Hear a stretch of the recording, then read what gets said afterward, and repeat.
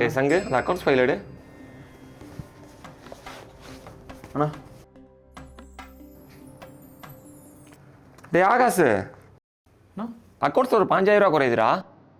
15,000 கம்மியா இல்லையண்ணா, கரெக்டாக தானே இருக்கும். இதுக்கு ஒரு தடவை நீங்கள் செக் பண்ணி பாருங்க. சரி பார்த்துக்கிறேன். ஹலோ சார், ஆமாம் சார், கிராஸ் கட் ரோட்டில் போத்தீஸ்க்கு ஆப்போசிட்டில் தான் சார் நம்ம கடை.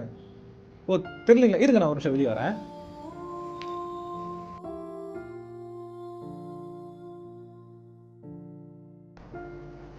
அண்ணே சார் எனக்கு ரொம்ப ஆகாஷ் பண்ணணும் டவுட்டு.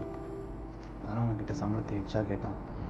எனக்கு ஏதோ பிரச்சனை இருக்குங்க, தனியாக கூப்பிட்டு போய் விசாரிச்சு பாருங்க, என்ன எடுத்துருப்பான். என்னடா சங்கு, உனக்கு ஒரு வாய்ப்பு கிடச்சிருச்சுங்கனால அதனால் வீண் கழி போடுறியா? அண்ணா அப்படிலாம் இல்லை, தோணுச்சு அதான். அவனை பற்றி உனக்கு என்னடா தெரியும்? தமிழ்நாட்டில் இருக்கிற மொத்தம் 9 பிரான்ச்சுமே அவன் தான் அக்கௌண்ட்ஸ் பார்த்துட்டு இருக்கிறான். சரியா, எத்தனை வருஷமாக தெரியுமா இருக்கான் நம்ம கம்பெனியில்? அவன் எப்போ என்ன பண்ணுவான் ஏது பண்ணுவான்னு எனக்கு தெரியாத வச்சுட்டு இருக்கிறியா? இந்த கோழி முட்டி விடுற வேலைலாம் வச்சுக்காத சங்கு. அவன் சம்பளத்தை ஜாஸ்தி பண்ணி தர சொல்லி தான் கேட்டானே தவிர வந்து இந்த மாதிரி பணத்துலலாம் கை வைக்கிறவன் இல்லைடா அவன்.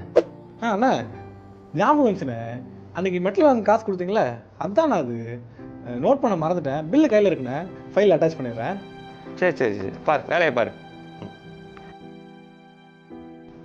கேட்டியாடா? கொஞ்ச நேரத்தில் நீ அவனை தப்பாக பேச ஆரம்பிச்சிட்டியாடா? இல்லைண்ணா தோணுச்சு அதான் சொன்னேன், சாரிண்ணா. சரி தப்பு தான். நம்பிக்கை வேணும்டா. நம்ம கடையில் இருக்கிற எல்லாத்து மேலேயுமே எனக்கு நம்பிக்கை இருக்குது. நம்மனா தான் வாழ்க்கை. சந்தேகங்கிறது ஒன்று வந்துருச்சுன்னு வச்சுக்கோவேன், அது மிகப்பெரிய ஒரு வியாதிடா. அந்த வியாதிக்கு மருந்தே கிடையாது. புரியுதா?